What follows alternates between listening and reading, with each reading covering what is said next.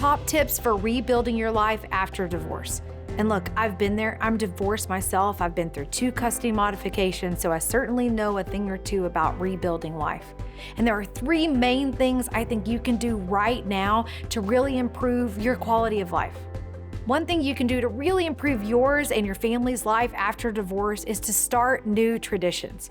And this is something that didn't come naturally to me, I'll admit. Like for me, it's like, oh, it's Christmas. Okay, let's do that and enjoy it. And it's sort of like always stressful and then it's over.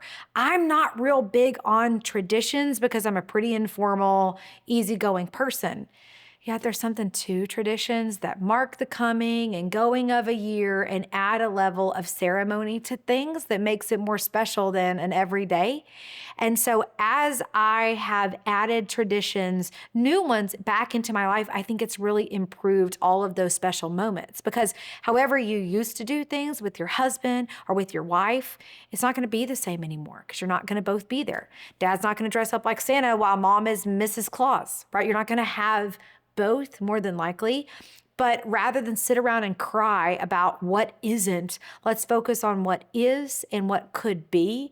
And instituting some of those new things in your life will really make a huge impact for you and your kids. Plus, it's fun.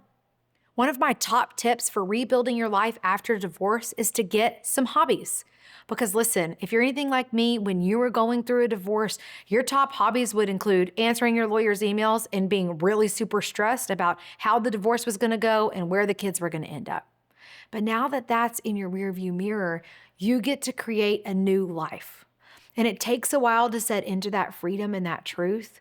I know and I understand. So maybe this video can be a little reminder to you that you get to do something with your newfound freedom, whether it happened to you or it was your choice, you're still here. So I suggest you pick up some new hobbies. Just get your body moving and doing something different than it's always done. And it brings in a whole surge of new experiences, new people in your life. You never know what may happen. So pickleball's all the rage. You can get one of those little paddles and do that basically anywhere. Join a writing group, join a reading club, a running club, go to a cooking class, get into, I don't know, needle make, what's that called? Crocheting. There are a million different options available to you to fill your time. And you may just discover a part of yourself you'd never even known. And he or she has space to come out and flourish now as you rebuild your life. A top tip to rebuilding your life after divorce is a glow up. Ask me how I know. One of the best things you can do for yourself is finally prioritize your health, your fitness, your appearance, your clothes. And if that's within reach for you, and I suggest it is, anybody can do push-ups, right? Or burpees. But a glow up really makes you feel so much better about yourself and who you are and improves your experience in the world. And that's why everybody loves to like kind of giggle when you see those memes about the glow up, but it really is true. So maybe take this as an opportunity to spend some extra time whenever you don't have your kids with you and when you're on your own, rather than sitting around and like crying and missing them, hit the track. And what all of these tips have in common in rebuilding your life after divorce is that you get to become on the outside who maybe you weren't able to on the inside all this time in your marriage. Like you may have been holding so much in and suppressing your wants and your desires and your hopes for your future. And now you get to live that out loud and become everything you wanted to be, doing those hobbies you wanted to do, and creating those traditions and looking the way you want to look.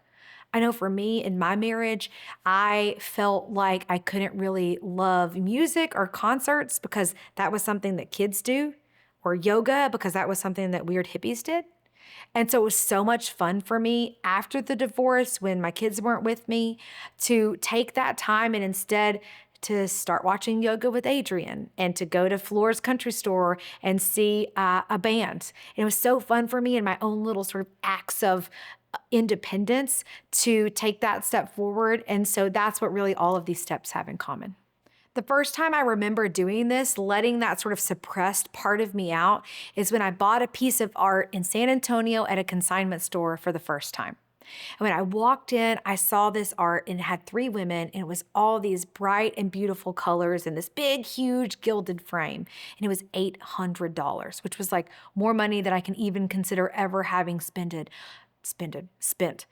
on a piece of art.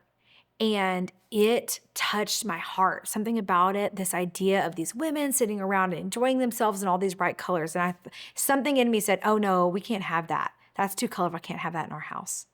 And then I was like, that's not my voice. I can have that in my house. I'll have to put it on a credit card and deal with that later, but I've got to have that painting. And it felt so good to hang it on the wall in my new house above a blue couch that had the swirl back like this, like the most girliest thing you can ever even imagine. And to me, it was a continual, and still to this day, it hangs in my office, a reminder of the joy and vibrancy and life and women I want to have surrounded by me, having a great time all the time. So it's one of those little things that you can do. You'll have your own story like this thing you did that you didn't feel like you could or you weren't willing to do during your marriage. And it's so much fun. And it's really a large part of why you went through everything you went through, so that you can make those sorts of decisions and take those kinds of actions for yourself and your family in the future.